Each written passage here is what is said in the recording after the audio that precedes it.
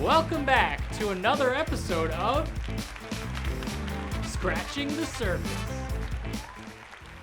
Today we have amazing questions from our Nord Anglia audience members around the world.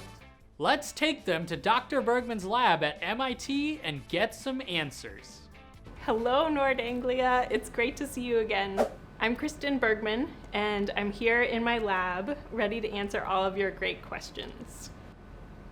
My lab starts in the field, collecting rocks like you see around me, and once we bring them back to my lab, we process them and end up analyzing their chemistry on the mass spectrometer that you see behind me.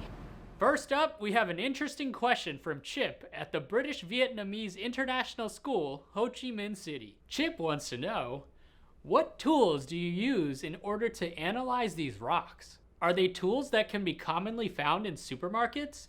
Or are they tools specifically made for your study?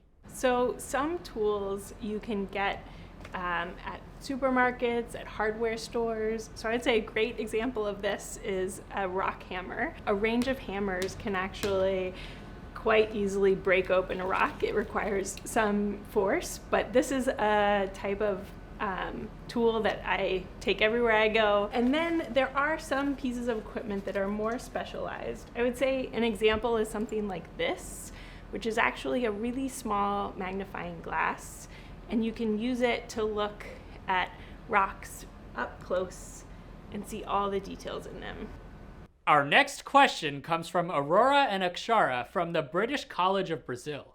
Here goes our question. Long ago, if the Earth was only a snowball, were they only snowstorms? Thank you. That's a great question. So we have rocks like this one that preserve evidence for ice and glaciers all the way at the equator. So the climate conditions, the weather conditions that would create that cold of an Earth could have been consistently cold through summer, through winter, to only produce snowstorms. So think about a world only of snowstorms, and that's not that far off of where the Earth once was. This one comes from Tomas from the British International School of Boston. Hello, Dr. Bergmann. How far in the past does our climate information go?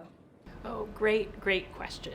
Certainly the record of Earth's history changes the further back in time you go. Glaciers, for example, only trap information for the last few 100,000 years. Rocks are the next tool to think about Earth's climate through time.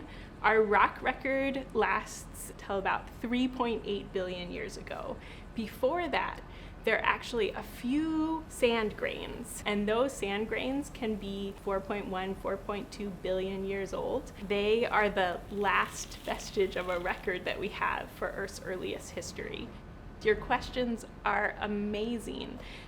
You're asking all the right questions to think about how past weather is preserved through time. And so now in your challenge, you're trying to portray that, and you can do that in so many ways. I think what you need to think about is that every single grain of sand, every single rock tells a story.